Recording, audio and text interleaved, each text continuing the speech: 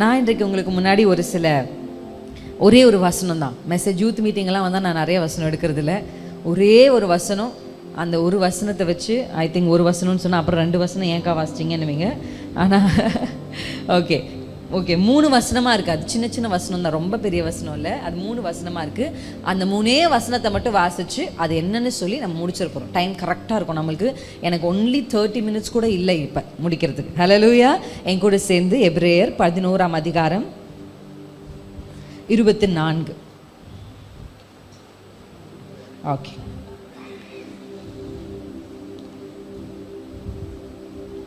வாசிக்கலாமா? யாராவது ஒரு யூத் வாசிங்களேன்.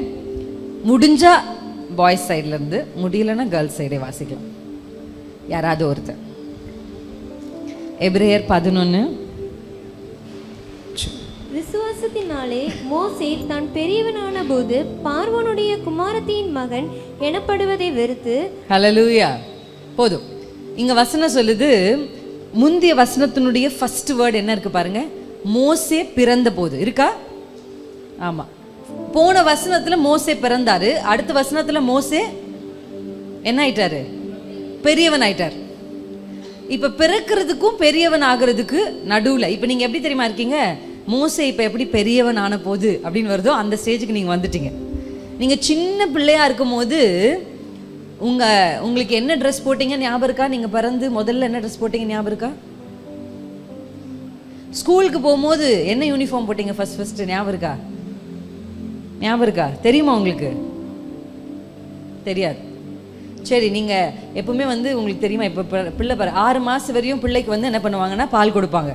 6 மாசத்துக்கு அப்புறம் தான் கொஞ்சம் சாப்பாடு உணவுகளை என்ன பண்ண ஆரம்பிப்பாங்க, குழந்தைகளுக்கு கொடுப்பாங்க. உங்களுக்கு தெரியுமா என்ன சாப்பாடு உங்க அம்மா முதல்ல உங்க வாயில வச்சு ஊட்டுனாங்கன்னு? தெரியாது. யோசிச்சுப்பா, அம்மா கிட்ட போய் நீ கேளுங்க, என்னம்மா முதல்ல எனக்கு கொடுத்த அப்படின்னு, முதல் சாப்பாடு என்ன என் வாயில வச்ச அப்படின்னு அந்த மாதிரி கேட்டு பாருங்களேன். அம்மா அப்பா நீங்க சின்ன பிள்ளையா பிறந்து பெரியவன் ஆகிறதுக்கு நடுவில் வரையும் உங்க அப்பா அம்மா கொடுக்குற ட்ரெஸ்ஸு, உங்க அப்பா அம்மா கொடுக்குற சாப்பாடு, இது எந்த இதுவும் இல்லாமல் என்ன பண்ணுவீங்க? சாப்பிடுவீங்க, போட்டுப்பீங்க. ஆமா தானே? ஆனா இந்த பெரியவன் ஆன போது என்ன வந்துருது நமக்கு தெரியுமா? நமக்கு வர்ற ஒரு விஷயம் என்னன்னா ஃப்ரீ வில். ஹல்லேலூயா. நம்ம தேர்ந்தெடுக்கிறதுக்கான மனநிலை வந்துடுது. இப்போ உங்க அம்மா சொல்ற ட்ரெஸ்ஸா, இந்த ட்ரெஸ்ஸை போடுன்னு சொல்றதுக்கே வீட்டில் அவ்வளோ சண்டை. இந்த ட்ரெஸ்ஸை நான் போட மாட்டேன். என்னடா பேண்ட் இது, கொஞ்சம் கீழே தான் இறக்கி போடேன் அப்படின்னா என்ன சொல்றீங்க? இதெல்லாம் ட்ரெண்டுமா, உனக்கு என்ன தெரியும் அப்படின்றீங்க. நல்ல பேண்ட்டை வாங்கி பின்னாடி தைச்சுக்கிறாங்க பசங்க, லெகின்ஸ் மாதிரி. இப்போ அது ஒரு ட்ரெண்ட் ஆயிடுச்சு. இப்போ ட்ரெஸ் நம்ம எடுத்தோன்னா அது ஒரு ட்ரெண்ட் ஆயிடுச்சு. இப்போ நீங்க பெல்ஸ் பேண்ட் போட முடியுமா காலேஜுக்கு? யோசிச்சு பாருங்க. எல்லாம் ட்ரெண்டியாக ஒரு பேண்ட் போடும்போது நீங்கள் பெல்ஸ் பேண்ட் போட்டு போனால் பசங்க எப்படி கலாய்ப்பாங்க உங்களை? ஆமாம் தானே?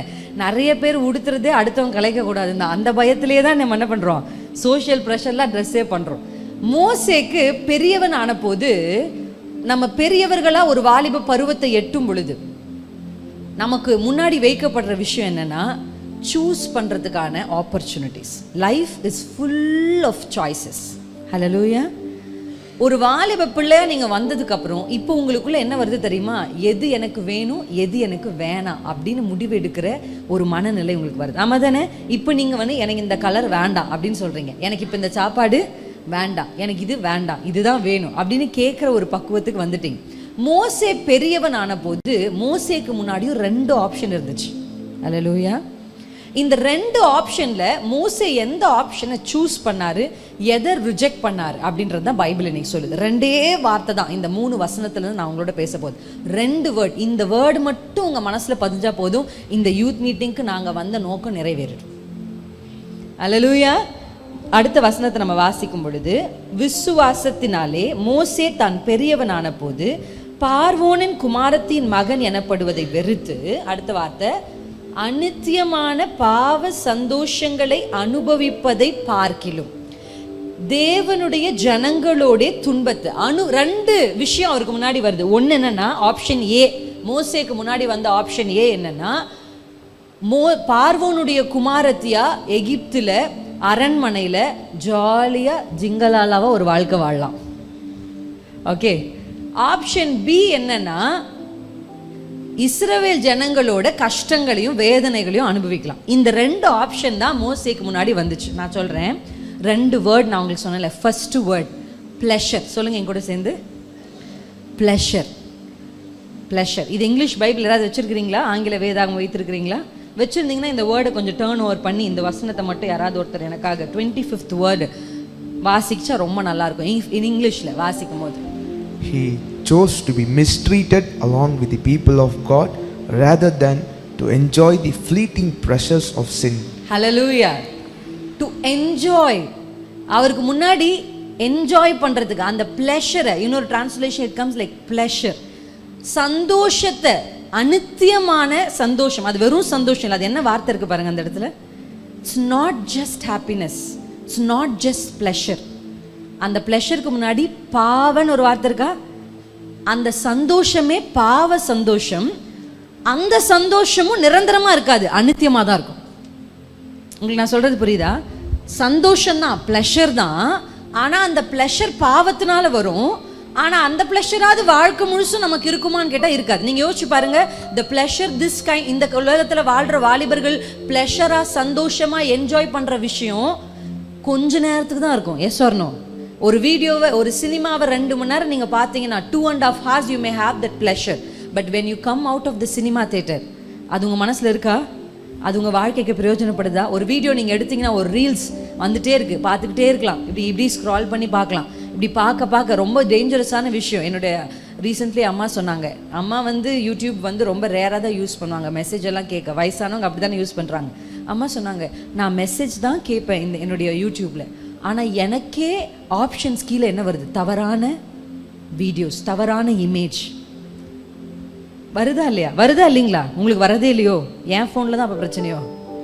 எல்லார் ஃபோன்லேயும் நமக்கு என்ன வருது? டக்கு நம்ம ஸ்க்ரால் பண்ணிட்டே இருக்கோம். ஒரு வீடியோ அதை நீங்கள் பார்க்க ஆரம்பிச்சிங்கன்னா அடுத்த வீடியோ, நீங்கள் என்ன வீடியோவை பார்த்துட்டு இருக்கீங்களோ அதற்குரிய ரிலேட்டட் வீடியோஸாக உங்களுக்கு வரும். வருதா இல்லையா? Yes or no? ஆமாம், அப்படி தான் வரும். யூ டிசைடட் ஒரு ப்ளஷர், ஒரு ப்ளஷரான பாவ சந்தோஷம். ஆனால் அதுவும் அநித்தியம். சரி, இந்த விஷயத்தை நம்ம செய்கிறதுனால நமக்கு ஒரு சந்தோஷம் இருக்குது, அது நிரந்தரமாக இருக்கா அப்படின்னா இல்லை. அந்த சந்தோஷம் கொஞ்ச நேரத்துக்கு இருக்குது. கொஞ்ச நேரம் அந்த சந்தோஷத்தை அனுபவிச்சுட்டு வெளியில் பார்த்தா அந்த சந்தோஷத்தை ஏன் அனுபவித்தோம், ஏன் செஞ்சோன்னு வாழ்நாள் முழுசும் நம்ம இருதயம் குத்திக்கிட்டே இருக்கு. கிறிஸ்டியன் யங் யூத்ஸ்க்கு இருக்கிற பிரச்சனை என்ன தெரியுமா? செஞ்சுட்டு இங்கே வந்தால் செய்கிறீங்கன்னு சொல்லுவாங்க. ஆமாம் தானே? அந்த கில்ட்டிலேயே நம்ம நிறைய பேர் என்ன பண்ணுறோம்? லைஃப்பை ஓட்டுறோம். நிறைய வாலிப பிள்ளைகளுக்கு அதுதான் ரொம்ப ஒரு பெரிய சேலஞ்சிங்கான விஷயம். மோசஸ்க்கு முன்னாடி 2 விஷயம். 1 ப்ளஷர், சந்தோஷத்தை அனுபவிக்கிறது. 2வது துன்பத்தை அனுபவிக்கிறது. ஆனால் வசனம் சொல்லுது, அடுத்தடுத்த வசனம் நீங்கள் வாசிக்கும் பொழுது, மோசேக்கு முன்னாடி வைக்கப்பட்ட 2 ஆப்ஷனில் மோசஸ் எதை சூஸ் பண்ணாருன்னா துன்பத்தை அனுபவிக்க சூஸ் பண்ணார். ஹல்லேலூயா. கிறிஸ்டியன் ஜேர்னி, இயேசுவுக்குள்ள ஒரு வாழ்க்கை வாழணும்னா அது ரொம்ப ஈஸி கிடையாது. அது இந்த காலத்தில் it is not easy to live Christian life. உண்மையா இல்லையா? நீங்கள் பாருங்க, ஏதாவது தவறான காரியத்துக்கு நீங்கள் ஒரு விஷயத்தை செய்யணும்னு நினச்சிங்கன்னா உங்கள் கூட நிற்கிறதுக்கு 4 பேர் வருவாங்க. நீங்கள் ஒரு விஷயத்தை பார்க்கணும்னு நினச்சிங்கன்னா உங்கள் டேட்டா அவ்வளோ ஸ்பீடாக வேலை செய்யும். ஆனால் அதிக இப்போ சோசன் மாதிரி ஒரு நல்ல ஏதாவது ஒன்று பார்க்கலான்னா அப்போ தான் என்ன வராது? நெட்டே வராது. பார்த்துருக்கீங்களா? கரெக்டாக நான் இதை சொல்லியிருக்கிறேன் நிறைய இடத்துல.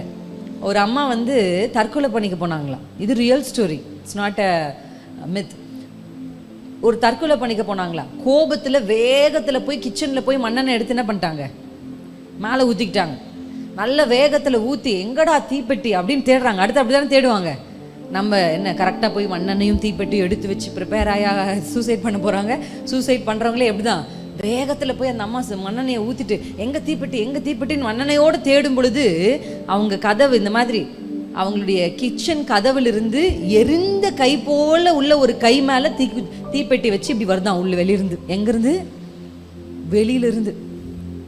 இதை பார்த்த உடனே என்னக்கா ராத்திரி நேரத்தில் இப்படிலாம் சொல்கிறீங்க, தூக்கம் வராதுன்றீங்களா?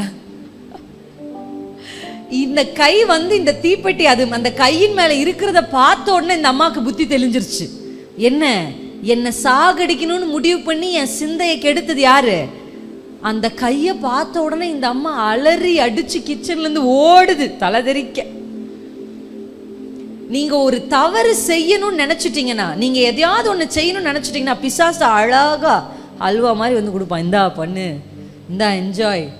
இல்லை இந்த டைரி மில்க் ஷார்ட்ஸ்ன்னு ஒரு ஆட் வரும், இல்லை என்ன வரும், கண்ணெலாம் லட்டு தின்ன ஆசையா, ஒரு லட்டு சாப்பிடலான்னு நினச்ச உடனே ரெண்டாவதும் சாப்பிட்ணும் ஆசையா, இதுதான் பிசாசு.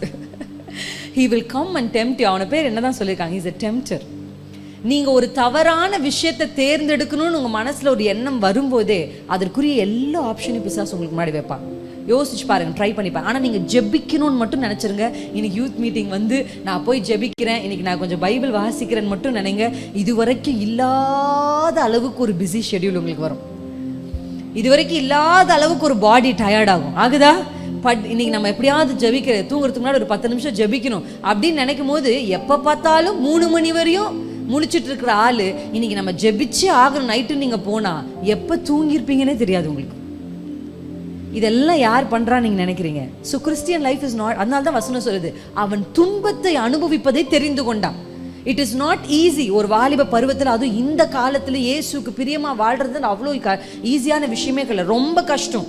எதிர்மறையா எப்படி சொல்றது, எல்லார போல அழகா நீங்க ஒரு பீச்சுக்கு போய் அப்படியே பார்த்துருக்கீங்களா? இந்த நார்மலான பீச்சஸ் நீ போயிருக்கீங்களா தெரியல, ஆர்டிஃபிஷியல் பீச் எல்லாம் பார்த்துருக்கீங்களா?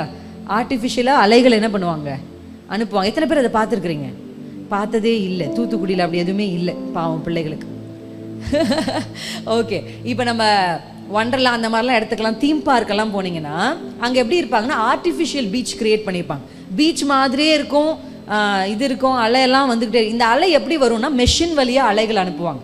பின்னாடி இருந்து ஒரு மெஷின் வரும், அந்த மெஷின் வழியாக இந்த அலைகள் வந்துக்கிட்டே இருக்கும். அப்படி வரும்போது எல்லாரும் போய் நின்றுட்டு இருப்பாங்க. எதுக்கு தெரியுமா? They will wait for the wave. எப்படி? இது எத்தனை பேர் பண்ணியிருக்கீங்கன்னு தெரில, நான் பார்த்துருக்குறேன். நானும் வாலிப பருவத்தில் ஃபேமிலி ட்ரிப் போகும்போது போயிருக்கிறோம். அங்கே என்ன பண்ணுவாங்க, அப்படியே வெயிட் பண்ணுவாங்க. இந்த அலை வரும்போது அப்படியே அந்த அலை கூட பார்த்துருக்கீங்களா, அப்படியே கொஞ்சம் அப்படியே நம்ம பாடியை லூஸ் பண்ண உடனே இந்த அலை என்ன பண்ணும், நம்மளை அழகாக கொண்டு போய் எங்கேயாவது விடும். ஸோ எல்லாருமே என்ன பண்ணுவாங்க, இந்த ஆர்டிஃபிஷியல் பீச்சில் ரொம்ப நேரம் விளையாடுவாங்க. So it is very easy. அலை வர்ற பக்கம் நம்ம பாடியை அழகாக இயக்கி கொடுத்து அந்த அலைக்கு ஏற்றபடி நம்ம சரீரத்தை என்ன பண்ணுறது, விட்டு கொடுக்குறது. It's easy. அப்படி தான் உலகம் நமக்கு கொடுக்குற ப்ளஷர்ஸ் எல்லாம். ஆனால் ஒரு அலை வரும்போது அந்த அலைக்கு ஆப்போசிட்டில் நீச்சல் அடிக்கிறது எவ்வளோ கஷ்டம். You have to put effort. கையை காலை என்ன பண்ணணும், அடிக்கணும், தூக்கணும், எஃபர்ட்ஸை போடணும். அவ்வளோ பெரிய அலை வரும்போது அதற்கு எதிர நீச்சல் போடுறதுக்கு என்ன வேணும், நமக்கு ஸ்ட்ரென்த்து, ஸ்டாமினா, ஸ்ட்ராட்டஜி தெரிஞ்சிருக்கணும், நீச்சல் அடிக்க தெரிஞ்சிருக்கணும். சும்மா ஆர்டிஃபிஷியல் பீச்சில் அலையோட கூட விளையாடுறதுக்கெல்லாம் நீச்சல் அடிக்க தேவையில்லை. ஆனால் எதிர் நீச்சல் போடணும், ஆப்போசிட்டில் போகணும் அப்படின்னா என்ன பண்ணணும், you have to know the strategy, you have to have the will power. அப்போ இது எல்லாமே நமக்கு இப்படிதான் கிறிஸ்தவ வாழ்க்கை. உலகத்தோடு ஒத்த ஒரு வாழ்க்கை வாழ்னானா அந்த லைஃப் உங்களுக்கு ஈஸியாக இருக்கும். அப்படியே நீங்கள் விட்டு கொடுத்தா போதும். சரவணா ஸ்டோர்ஸ்க்கு டி நகருக்கு போகிற மாதிரி நீங்கள் போய் நின்னா போதும், அவங்க நேராக கொண்டு போய் சரவணா ஸ்டோர் முன்னாடி உங்களை நிற்க வச்சுருவாங்க. பார்த்துருக்கீங்களா? எத்தனை பேர் போயிருக்கீங்க டி நகர்? பாவம் இந்த வாலிப பிள்ளைங்க எங்கேயுமே போனதில்லையா. சபை, வீடு, சர்ச்சு எப்படி வளர்த்துருக்கிறீங்க, சூப்பர், வெரி குட். எங்கேயுமே எங்கள் பிள்ளைங்களை அனுப்பாமல் வீடு, சர்ச்சு, காலேஜு, ஸ்கூலுன்னே வளர்ந்துருக்கு இந்த பிள்ளைங்க. நான் என்ன சொன்னாலும் அந்த பிள்ளைங்களுக்கு இப்படியே இருக்கு. அலையா அப்படின்னா அப்படின்றாங்க. டி நகரா அப்படி ஒரு வார்த்தையே என் வாழ்க்கையில கேட்டதில்லை. சரவணா ஸ்டோர்னா என்னக்கா அப்படின்ற அப்படியே நீங்க உட்கார்ந்து இருக்கிறத பார்த்தா நான் தான் ஊரெல்லாம் சுத்திட்டு வர்ற மாதிரியும், இந்த அக்கா சரியான ஊர் சுத்தியா இருக்குமோன்னு யோசிச்சுட்டு இருக்கானுங்க போல. நம்ம வந்து சர்ச்சை விட்டா வீடு, வீடை விட்டா காலேஜ்னு தானே இருக்கிறோம். இந்த அக்கா அதை சொல்லுது, இதை சொல்லுது, இது உள்ள ஊர் சுத்துது போல. எனக்கே ஒரு கில்ட்டி ஃபீலிங். உங்க முன்னாடி நிற்க முடியல என்னால், நான் தான் எல்லா இடத்துலையும் சுற்றிட்டு இருக்கேன். இப்போ நீங்கள் சென்னைக்கெல்லாம் டி நகர் பக்கம்லாம் போனீங்கன்னா அந்த ட்ரெயினில், இந்த லோக்கல் ட்ரெயின்லேருந்து இறங்கணும். இறங்கி நீங்கள் நின்னா போதும், உங்ககிட்டலாம் பர்மிஷன்லாம் கேட்க மாட்டாங்க. நீங்கள் போய் நின்னீங்கன்னா அவங்களே ஏமா தள்ளுமா, ஏமா தள்ளுமா அப்படின்னு கொண்டு போய் ஏதாவது ஒரு கடைக்கு முன்னாடி உங்களை நிறுத்திட்டு போயிடுவாங்க. இன்னைக்கு அப்படிதான் உலகமும் சோஷியல் ப்ரெஷரும் உங்களை எங்கேயோ என்ன பண்ணுது, கொண்டு போகுது. அப்படிதான் நிறைய பேர் இன்னைக்கு நிறைய பிள்ளைங்க ஏன் அதை செய்கிறேன்னு கேட்டால் என் ஃப்ரெண்டு செய்கிறான்னு சொல்கிறாங்க, என் கூட இருக்கவங்க செய்கிறான்னு சொல்கிறாங்க.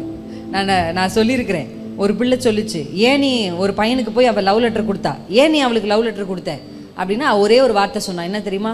என் ஃப்ரெண்ட்ஸ் வந்து என்னை ஃபோர்ஸ் பண்ணி என்ன பண்ணாங்க, அனுப்பிச்சி விட்டாங்க. என்ன சொல்லியிருக்கிறாங்க, எங்களுக்கெல்லாம் ஆள் இருக்குது, உனக்கு ஆள் இல்லை. இப்போ என்ன, அவங்களுக்கெல்லாம் ஆள் இருக்குது, உனக்கு ஆள் இல்லை. இப்போ எனக்கெல்லாம் இது இருக்குது, உனக்கு இல்லை. இதை சொல்லியே நம்ம கூட 4 பேர் என்ன பண்ணுவாங்க, பார்த்துருக்கீங்களா?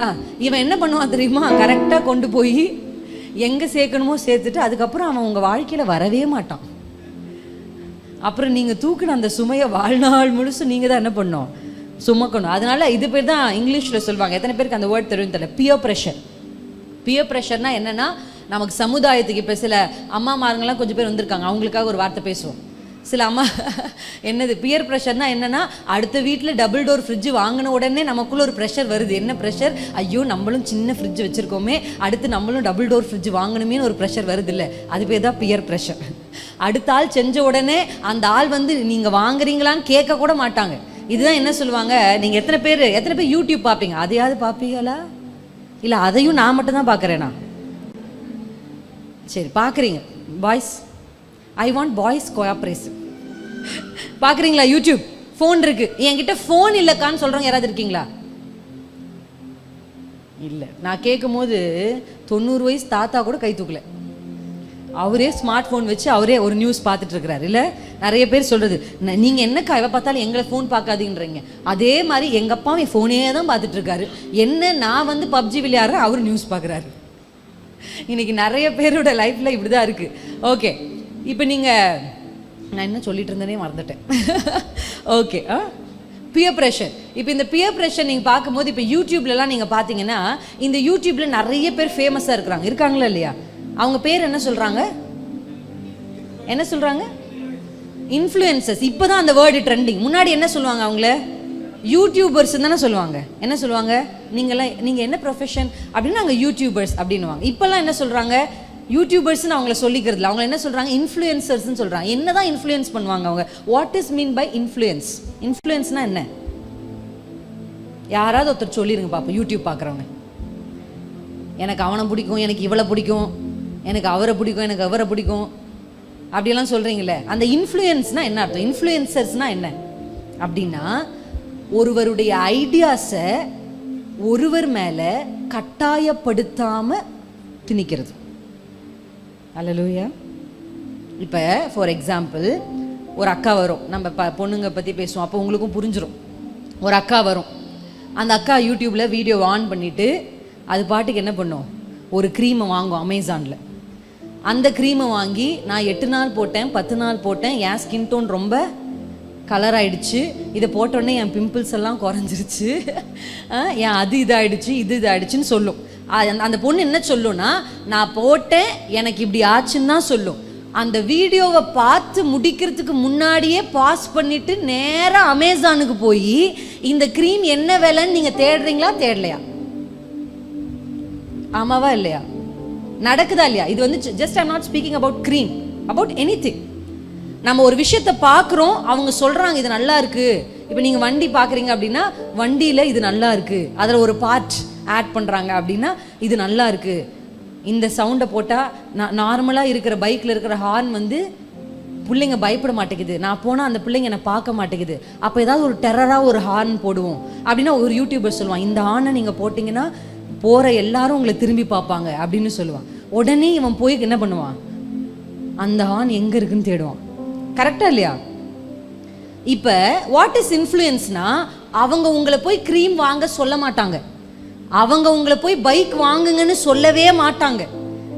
ஆனால் அவங்க பண்ணுறதை பார்க்கும்போது நீங்கள் போய் பைக்கை வேணும்னு கேட்டு நான் 10 நாள் சாப்பிடாம வந்து பைக்கை வாங்குவீங்க, க்ரீமை வாங்குவீங்க. இது பேர் தான் இன்ஃப்ளூயன்ஸ்.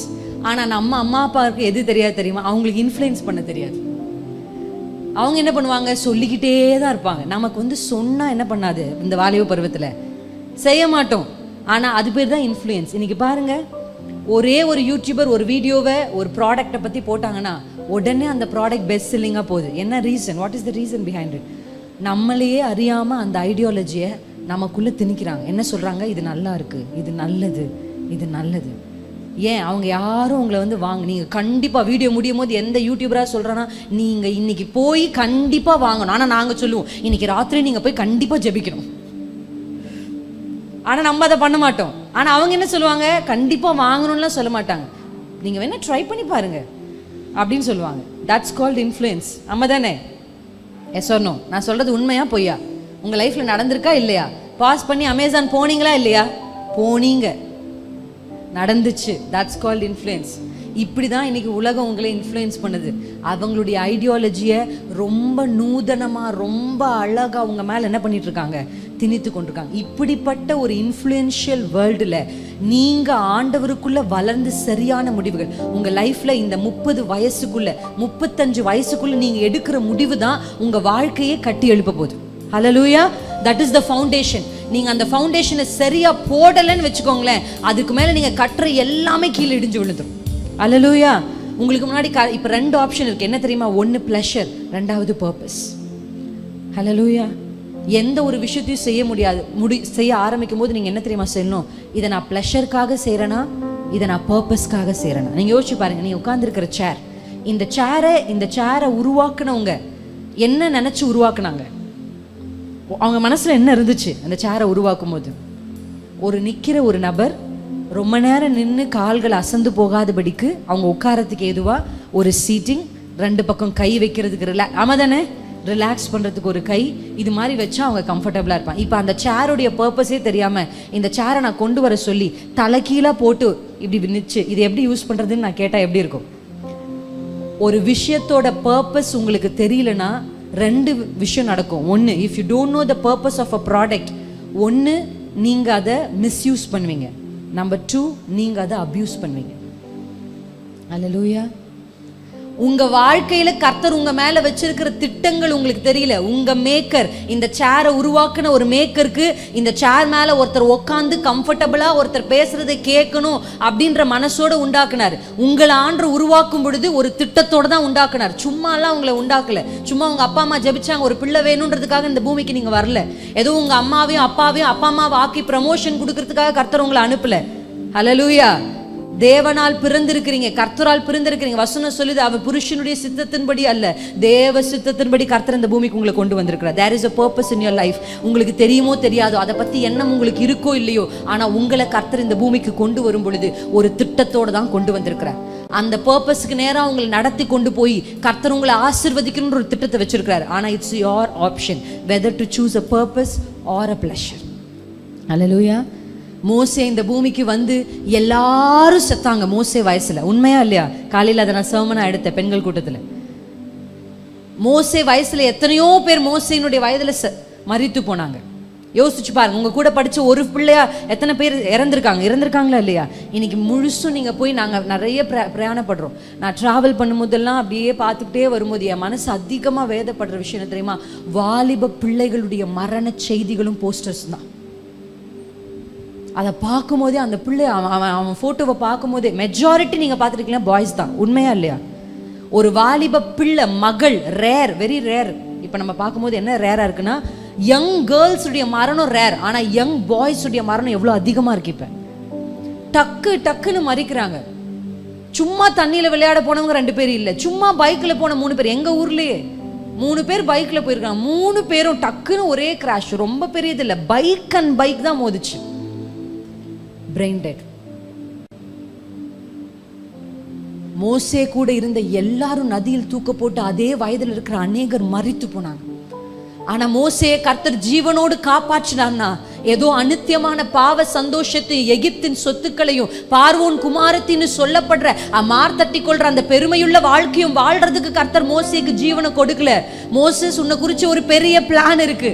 நீ திக்குவாய் தான், உனக்கு பேச தெரியாதுதான், ஆனா உன்னை கொண்டு லட்சங்களை எகிப்திலிருந்து வெளியே கொண்டு வந்து லட்சங்களை ஆசீர்வதிக்கிற திட்டம் கர்த்தருக்கு மோசே மேல இருந்துச்சு.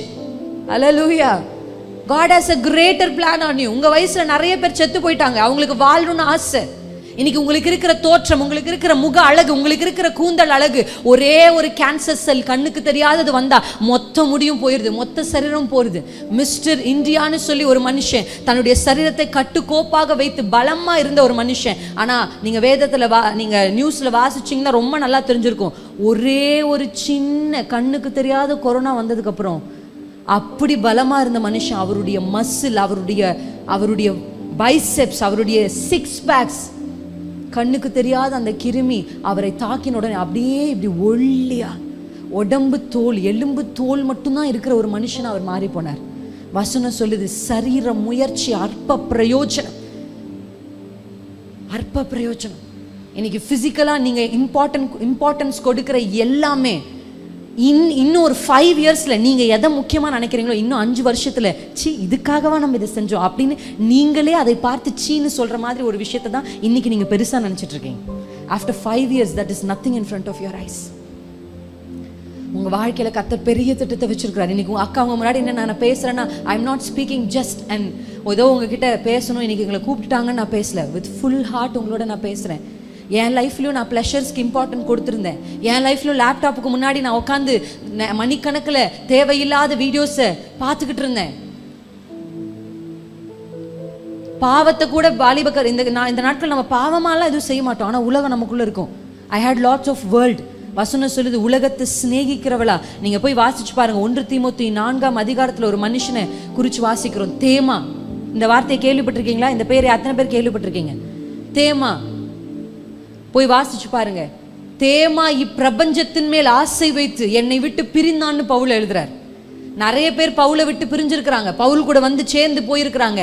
ஆனா தேமா ஏன் பிரிஞ்சானும் பவுல் ரெக்கார்ட் பண்றார். ஏன் தெரியுமா? பவுலுக்குள்ள இருந்த ஒரு ஆதங்கம். தேமா என்னை விட்டு பிரியும் பொழுது அவன் எதை பார்த்து பிரிஞ்சு போனான் தெரியுமா? உலகத்தை பார்த்தான். உலகத்தை பார்த்து அவன் இவ்வளவு பெரிய ஊழியக்காரர் கூட இருக்கிறோமே, இவர் கூட இருந்தா ஒரு பெரிய விஷன் நமக்கு கிடைக்கும், அடுத்து தீமோத்தேயோ போல ஒரு பெரிய ஊழியக்காரர் வர வேண்டியவன் தான் தேமா. பர்பஸை நோக்கி, பர்பஸ்ல நடத்துற ஒரு மனுஷனை நோக்கி டிராவல் பண்ணிட்டு இருந்த இந்த தேமா அவன் கண்களை உலகத்தின் பக்கம் பறக்க விட்ட உடனே வசனம் சொல்லுகிறது, தேமா இப்பிரபஞ்சத்தின் மீது ஆசை வைத்து என்னை விட்டு பிரிந்தான். அதுக்கப்புறம் தேமாக்கு பைபிள்ல இடமே இல்லை. That's all, over. அல்லேலூயா, முடிஞ்சிச்சு. இன்னைக்கு உலக பிரகாரமான காரியங்களின் மேலேயே ஃபோக்கஸை வச்சு, பிளஷர்ஸ் மேலேயே உங்களுக்கு கிடைக்கிற கொஞ்சம், சொல்லுங்க அந்த வார்த்தையை, அநித்தியமான, சொல்லுங்க டெம்பரவரி, சொல்லுங்க அநித்தியமான பாவ சந்தோஷம், சொல்லுங்க என் கூட சேர்ந்து, அநித்தியமான பாவ சந்தோஷம். கொஞ்ச நேரம் எனக்கு சந்தோஷத்தை கொடுத்துட்டு அந்த சந்தோஷம் முடிந்த உடனே அதுக்கப்புறம் என்ன ஒரு பயங்கரமான கில்ட்டிக்குள்ள, ஒரு பயங்கரமான மனவேதனைக்குள்ள தள்ளுகிற அந்த சந்தோஷத்தை விட கர்த்தர் எனக்கு வச்சிருக்கிற பர்பஸுக்கு நேரா துன்பத்தை நான் செலக்ட் பண்றேன். ஹல்லேலூயா. ஆமா, உங்களுக்கு கர்த்தர் கொடுத்திருக்கிற மோசேக்கு முன்னாடி அவன் பெரியவன் ஆன போது அவனுக்கு முன்னாடி ஆப்ஷன் வந்தது. இன்னைக்கு உங்களுக்கு முன்னாடி 2 ஆப்ஷன் இருக்கு, ஒன்னு பிளஷர், ஒன்னு பர்பஸ். பிளஷரை நோக்கி நீங்க போனீங்கன்னா உங்களுடைய முடிவில் நீங்க ஏமாற்றத்தை சந்திக்க வேண்டியதா இருக்கும். ஆனா பர்பஸ்க்காக கொஞ்சம் கஷ்டமா இருக்கும். எல்லாரும் ஒரு விஷயத்தை செய்யும் போது நான் அதை செய்ய மாட்டேன்னு உங்க ஃப்ரெண்ட்ஸ் கிட்ட சொல்றதுக்கு கஷ்டமா இருக்கும். கஷ்டமா இருக்குமா இருக்காதா? அதை சொன்ன உடனே கொஞ்சம் ஃப்ரெண்ட்ஸ் நம்மளை விட்டு என்ன பண்ணிடுவாங்க, போயிடுவாங்க. எல்லாரும் ஒரு மாதிரி உடுத்தி கொள்ளும் பொழுது இல்ல இதை நான் இந்த மாதிரி நான் உடுத்த மாட்டேன் அப்படின்னு சொல்றது எப்படி இருக்கும்? கஷ்டமா இருக்கும். when everyone is, நான் சொல்றேன், ட்ரெண்டுக்கு ஏற்ற மாதிரி ட்ரெஸ் பண்றதும் ஹேர் ஸ்டைல் பண்றதும், I'm not against all that. அதுக்கு நான் உங்களை நம்ம வந்து வேதத்தை தியானிக்கிறோம், அதனால வேதத்தில் போட்ட மாதிரி மேலேருந்து கீழே வரையும் அங்கி போட்டு சுத்த முடியுமா? முடியாது. I'm not telling like that. ஆனால் ட்ரெண்டுன்ற பேரில் உலகத்தில் நமக்குள்ளே கொண்டு வருகிற சத்துருவின் சில விஷயங்கள், சில தந்திரங்கள் உங்களுக்கு தெரியவே தெரியாது. அதெல்லாம் சில இலுமினாட்டிஸினுடைய அடையாளங்களை ட்ரெண்டுன்ற பேரில் கொண்டு வராங்க. அல்லேலூயா. ஆமாம், உலகம் அப்படி அழகாக கொண்டு வருது. இதையெல்லாம் இனம் கண்டு கொண்டு கர்த்தருக்குள்ளே அந்த பர்பஸை நோக்கி நீங்கள் போனீங்கன்னா, வசனத்தில் யோசுவான்ற ஒரு வாலிபனை குறித்து வேதம் சொல்லுது. என்ன சொல்லு தெரியுமா? யோசுவா என்கிற வாலிபன் ஆசரிப்பு கூடாரத்தை விட்டு பிரியாதிருந்தான். அல்லேலூயா, பிரியாதிருந்தான். எல்லா வாலிபர்களும் யோசுவாவின், ஏன்னா யோசுவா என்ற மனுஷன்னு சொல்லியிருந்தா பரவாயில்ல, யோசுவா என்கிற வாலிபன்னு பைபிள் சொல்லு. யோசுவா எல்லாரும் பாரு அங்கே போய் கிரிக்கெட் விளையாடிட்டு இருக்காங்க, நீ என்ன பண்ணுற அப்படின்னு கேட்டால் அவன் சொல்லுவான், இல்லை எனக்கு இந்த ஆசரிப்பு கூடாரத்தில். அப்போல்லாம் இப்போ மாதிரி யூத்ஸ் என்டர்டெயின் பண்ணுறதுக்கு டான்ஸு, மியூசிக் இன்ஸ்ட்ருமெண்ட்டு, பாட்டு, உங்களை என்கரேஜ் பண்ணுறதுக்கு ஆக்ஷன், ஸ்கிட்டு, இந்த மாதிரி எதுவுமே இல்லை. ஆமாவா இல்லையா? ஆசரிப்பு கூடாரத்தில் தான் இருந்திருக்குமா? உள்ள யாருமே இருந்திருக்க மாட்டாங்க. உள்ள என்டர்டைன்மெண்ட் எதுவுமே இல்லை, உள்ள அவங்களை சந்தோஷப்படுத்துறதுக்கு எதுவுமே இல்லை. ஆனால் அந்த வாலிபன் அந்த ஆசரிப்பு கூடாரத்தை விட்டு பிரியாதிருந்தான். What made this Joshua to sit in the God's presence like that? எது அவனை அப்படி அமர வைத்தது? எது அவனை ஆசரிப்பு கூடாரத்தை விட்டு பிரியாம இருந்தது? என்ன தெரியுமா? நேசங்க, அன்பு. If you really love God, அன்பு உங்களுக்கு இருந்தால் யோசிச்சு பாருங்க. நம்ம ஒருத்தரை நேசிச்சோன்னா நம்ம என்ன செஞ்சுட்டு இருந்தாலும் நம்ம மனசுலாம் அவங்க மேலே தான் இருக்கும். அம்மா மாரை போய் கேட்டு பாருங்க, சமைச்சிட்டே இருப்பாங்க, ஐயோ பிள்ளை காலேஜுக்கு போய் சேர்ந்துருச்சா, யோசிக்கிறீங்களா இல்லையா? என்ன எதை வச்சு அப்படி யோசிக்கிறீங்க? ஐயோ மணி ஆயிடுச்சு, பிள்ளை வந்துருச்சா அப்படின்ற ஒரு எண்ணம். எதனால? எங்கே இருந்தாலும் எதை செய்தாலும் பெற்றோருடைய இருதயம் பிள்ளைகள் என்ன செய்கிறாங்கன்னு யோசிக்குதுன்னா அதான் அன்பு. உண்மையாகவே நீங்கள் தேவனை நேசிக்க ஆரம்பிச்சிங்கன்னு வச்சுக்கோங்களேன், உங்கள் உள்ளமெல்லாம் எப்பவுமே அவருடைய எண்ணத்தில் இருக்கும். அல்லேலூயா. இந்த யோசுவா என்கிற வாலிபன் மோசேயை விட்டு பிரியாதிருந்தான், இல்லை ஆசரிப்பு கூடாரத்தை விட்டு பிரியாதிருந்தான். கர்த்தருடைய கண்கள் யோசுவாவின் மேலே வந்த உடனே வசனம் சொல்லுது, இப்போ மோசே விடைபெறுகிற நேரம் வந்துருச்சு. ஆண்டவர் மோசே கிட்ட போய் சொல்றாரு, நீ கிளம்பு, நான் ஜோஷுவாவை ரெடி பண்ணிட்டேன். அல்லேலூயா. கர்த்தர் யோசுவாவின் மேலே அந்த அதிகாரத்தையும் அந்த அத்தாரிட்டியும் கொடுத்தார். யோசுவா ஒரு பெரிய லீடர் ஆக்குனாரு. ஆடுகளுக்கு பின்னாடி இருந்தாலும் தேவனை எப்பொழுதும் துதித்து பாடுகிற தாவீது, எல்லா ஆடு மேய்க்கிற சிறுவனும் ராஜாவாக முடியாது. ஆமாவா இல்லையா? தாவீதை போல எத்தனையோ 1000 பேர் ஆடு மேய்ச்சாங்க. But everyone cannot become a king. நல்லா புரிஞ்சுக்கோங்க, கர்த்தர் தன்னை பரியாசம் பண்ண ஒட்டார். மனுஷன் எதை விதைக்கிறானோ அதை தான் அறுப்பான். அப்படிதான் பைபிள்ல வசனம் சொல்லுது. What you so you ரீப். You so in your cellphone, you ரீப். அந்த செல்ஃபோன் உங்களுக்கு என்ன கொடுக்குமோ அதான் நீங்கள் எடுக்க போறீங்க. நீங்கள் கர்த்தருடைய சமூகத்தில் விதைத்தீங்கன்னா கர்த்தர் உங்களை நிச்சயமாக, நான் உங்களுக்கு சொல்கிறேன், சாட்சியாக சொல்கிறேன், என் வாலிப பருவத்தில் கர்த்தர் என்னை சந்தித்த நாள் முதற்கொண்டு கர்த்தருடைய பிரசன்னத்தில் உட்கார்றதான் என்னுடைய முழு வாஞ்சியாக இருக்கும். வேலைக்கு போய் முடிச்சு வந்த உடனே டயர்டாக இருந்தால் கூட கடகடான்னு போய் குளிச்சுட்டு வந்து ஒரு ரெஃப்ரெஷ் ஆகி ஒரு 5 மினிட்ஸ் உட்காந்துட்டே வேலை செய்யறதுனால கஷ்டமாக இருக்கும். அப்படியே போய் ஒரு 5 நிமிஷம் பெட்டில் ரிலாக்ஸ் பண்ணி அதுக்கப்புறம் என்னுடைய பெட்ஷீட்டை விரிச்சு என் பெட்டுக்கு பக்கத்துலேயே தலையில் முக்காடை போட்டு தேவ சமூகத்தில் உட்காந்துக்கிட்டே இருப்பேன். ஆமென். அந்த ஹாஸ்டலில் யாரோ என்னை பார்க்கணும், யாரோ எனக்கு சொல்லணும். என் அம்மா வந்து ஜபி ஜபி அப்படியெல்லாம் சொல்லலை. ஹாஸ்டலில் பைபிள் படிச்சியா அப்படி கேட்பாங்க, ஜெபம் பண்ணியான்னு கேட்பாங்க, அவ்வளோதான். ஆனால் யாரும் ஃபோர்ஸ் பண்ணல, நான் சும்மா சொல்லியிருக்கலாம்.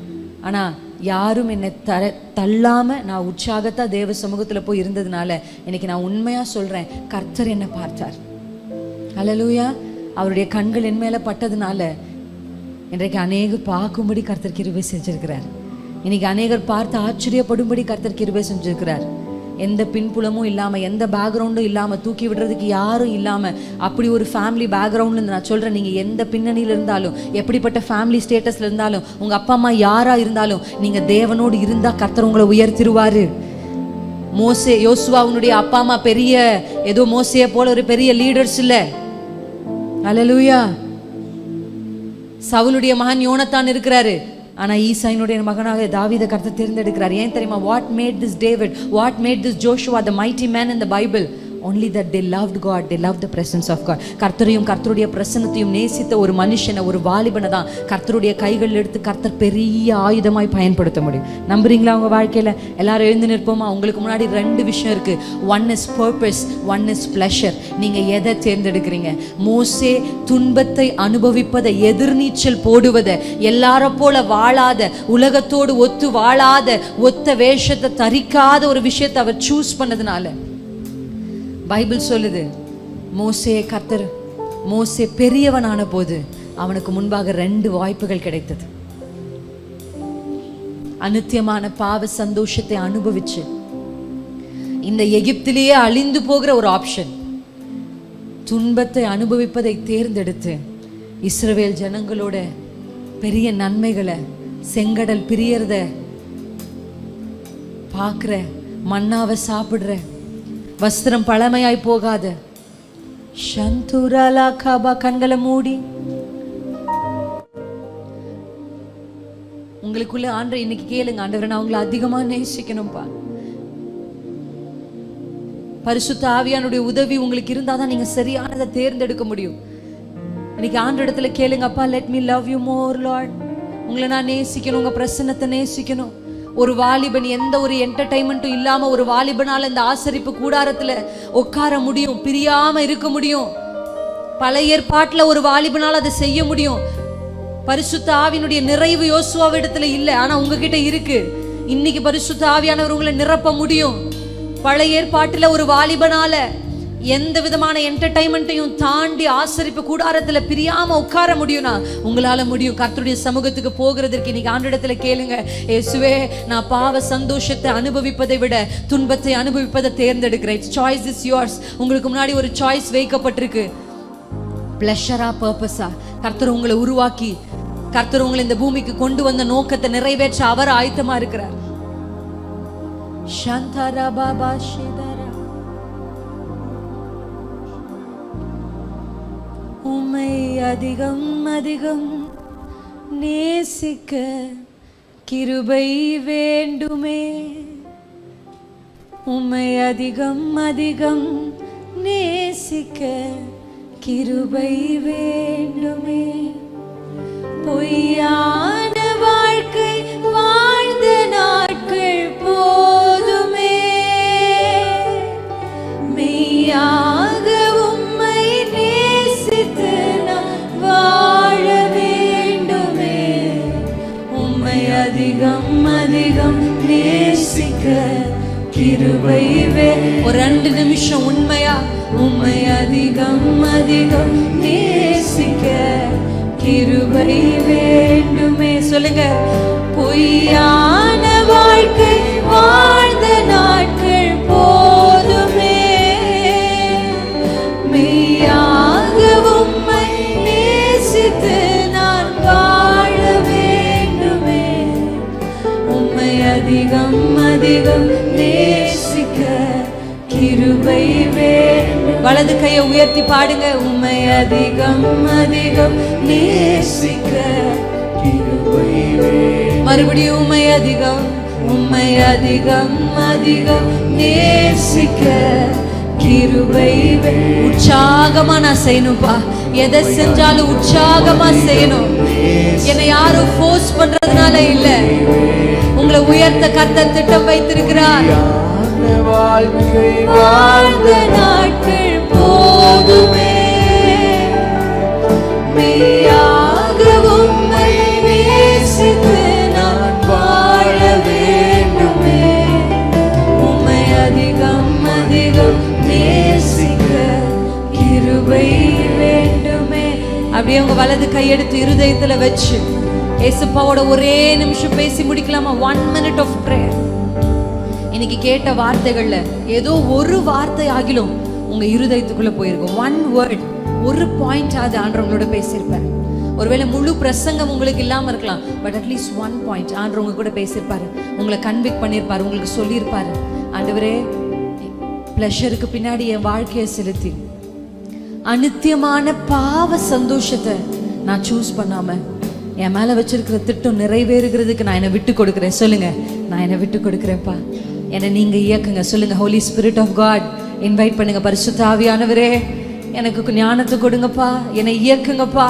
சரியான விஷயத்தை தேர்ந்தெடுக்கிற கிருபை எனக்கு தாங்க. எனக்கு முன்னாடி எப்பெல்லாம் ஆப்ஷன்ஸ் வருதோ, எனக்கு முன்னாடி எப்பெல்லாம் வாய்ப்புகள் எனக்கு கிடைக்குதோ, அந்த இடத்துல நான் சரியானவைகளை நான் தேர்ந்தெடுக்கணும். இந்த உலகத்தை விட உண்மை தேர்ந்தெடுக்கணும். தேமாவை போல பவுலை விட்டு உலகத்தை பார்த்து பிரிந்து போகிறவளா இருக்கக்கூடாது. நான் உண்மை நேசிக்கணும்பா. உலகத்தை நேசிச்ச தேமா எங்க போனார்னே வேதத்துல தெரியல. ஆனா தேவனை நேசிச்ச பவுல கர்த்தர் எப்படியெல்லாம் பயன்படுத்தினார். ஆண்டவரத்துல சொல்லுங்க, நான் உலகத்தை விட உண்மை நேசிக்கணும். உங்க உண்மையான நேசம் என் உள்ளத்துல வரணும். கடைசியா நம்ம சொல்லி முடிக்க போறோம், உண்மை நேசிப்பேன், உம்மை நேசிப்பேன். இப்ப நீங்க பாடும்போது எப்படி பாட போறீங்க தெரியுமா?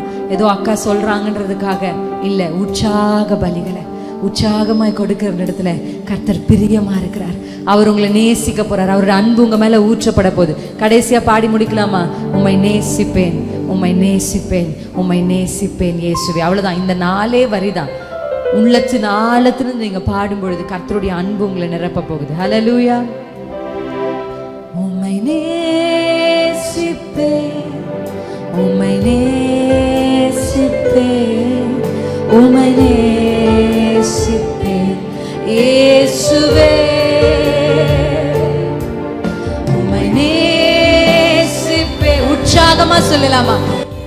உங்களால எவ்வளவு சத்தமா சொல்ல முடியுமோ நல்ல வாயை விரிவா திறந்து பாய்ஸ் எல்லாம் பாடுங்களேன். ப்ளீஸ் பாடுங்க. ஏசப்பா உங்க அன்பினை நிரப்ப விரும்புறாரு. அவர் உங்களை அதிகமா நேசிக்கிறாரு. அந்த அன்பை இந்த நாள்ல ஊற்ற விரும்புறாரு. இதுவரையிலும் நீங்க தேவனை நேசிக்க முடியாம இருந்திருக்கலாம்.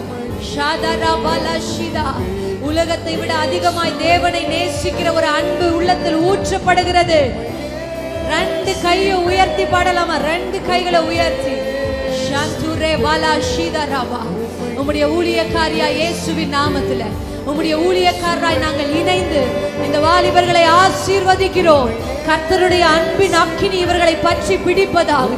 தண்ணீரும் வெள்ளங்களும் தணிக்க முடியாத ஒரு அன்பு, உலகமும் உலகத்தின் கிரியைகளும் திருப்திப்படுத்த முடியாத முடியாத ஒரு அன்பு இவர்கள் உள்ளத்தில் இந்த ராத்திரி வேளையில் ஊற்றப்படுவதாக. கர்த்தருடைய சமூகத்திற்கு இவர்கள் இழுக்கப்படுவார்களாக. இவர்கள் முழங்கால்கள் தேவனுக்கு முன்பாக முடங்கப்படுவதாக. இதுவரையிலும் தேவனை நேசிக்காத விதத்தில் ஆண்டவரே கர்த்தர் இவர்களை நேசிக்க பண்ணுவீராக. பரிசுத்த இருதயம் உண்டாவதாக. பரிசுத்த ஆவியானவர் இருதயத்தை கண்ட்ரோல் பண்ணுவீராக. மோசேயை போல சரியானவைகளை தேர்ந்தெடுத்துகிற தேவன் ஞானம் பிள்ளைகளின் மேல் இறங்குகிறதற்காய் ஸ்தோத்திரம்.